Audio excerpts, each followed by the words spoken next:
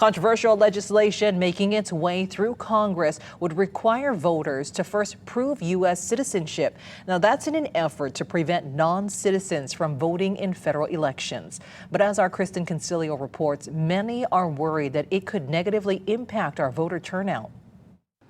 Hawaii's voter turnout is already low, and efforts to require proof of U.S. citizenship for registration has many concerned that the situation could get worse. This is a terrible voter suppression act. The controversial legislation known as SAVE, the Safeguard American Voter Eligibility Act, would ensure that non-citizens are not illegally voting in federal elections. But many fear it would make voting difficult, especially for certain groups like women who've changed their name due to marriage or those who've never gotten a passport.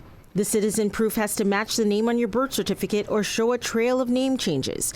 Driver's licenses also don't indicate citizenship. If you think about someone who's been married twice and perhaps doesn't even know where their old divorce papers are, this is going to be a nightmare for people. But it's more than just that. If you move apartments, if you move across the street or across the island or from another state, you would have to register in person with proof of citizenship. For instance, on the Big Island, that means for many people you'd have to drive a couple of hours to get there. Hawaii Democratic Congressman Ed Case crossed party lines when he voted with Republicans to pass the bill that's now in the U.S. Senate.